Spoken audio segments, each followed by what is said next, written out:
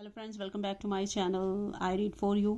पिछली वीडियो में हमने लेटर डब्ल्यू की जो ईडियम और फ्रेजेस थे तो उसमें हमने 1 to 5 को कवर किया था। आज हम नंबर 6 से स्टार्ट करेंगे। तो हमारे पास है नंबर 6 पर when the crunch comes the moment of decision, जब निर्णय का समय आता है। Brave persons never despair when the crunch comes, बहादुर लोग जब निर्णय का समय आता है, कोई भी डिसीजन लेना होता है तो वो पीछे नहीं हटते, निराश नहीं होते हैं। तो ये फ्रेज़ जो है व्हेन द क्रंच कम्स, कि कोई जब एक्चुअल में किसी डिसीजन को लेने का, डिसीजन मेकिंग का टाइम होता है तो उसके लिए यूज़ किया जाता है। नेक्स्ट फ्रेज है हमारे पास विली नीली, वेदर वन विशेज और नॉट, चाहे कोई चाहे या ना चाहे, या इच्छा हो आपकी या ना हो, आपको ये काम करना ही, you are bound to do this.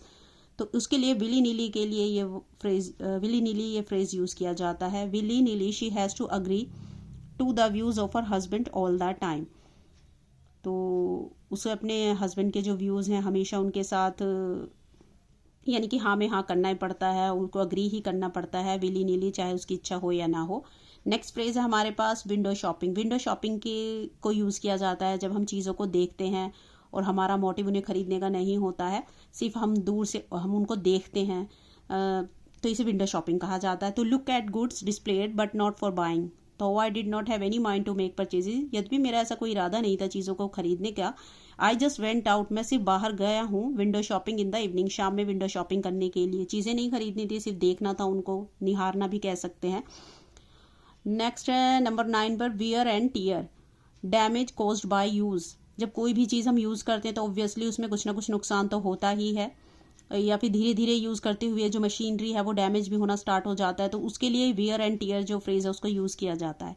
Wear and tear of the machinery is known as depreciation in accountancy. इसका मतलब ये कि मशीनरी को जो हम यूज़ करते हैं वो डैमेज हो जाती है। इसे हम इस तरीके से भी कह सकते हैं कि जो उसकी जो जो हमारी असेट है, वो हमारी संपत्ति है, चाहे वो किसी भी रूप में है, मशीनरी है या कोई हमारा सिंपली हम किसी कपड़े को भी ले लें, यूज़ करते करते वो डैमेज होने स्टार्ट हो जाते हैं, तो उसकी जो कॉस्ट वैल्यू हो जाती है तो वो कम होनी स्टार्ट हो जाती है, कम हो जाती है, यानी वो सेकेंड हैंड हो जाती है। तो ऑब्वियसली उनकी जो कॉस्ट है वो कम हो जाएगी। तो इसके लिए हम वियर एंड टीयर फ्रेज का यूज़ करेंगे। तो नंबर 10 पर हमारे पास है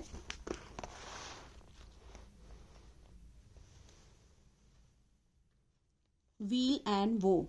व्हील एंड वो, जॉय एंड सोरो, यानी दुख हो या खुशी हो, तो उसके लिए व्हील एंड वो जो फ्रेज है उसका यूज़ करते हैं। We must learn to bear weal and woe of life patiently.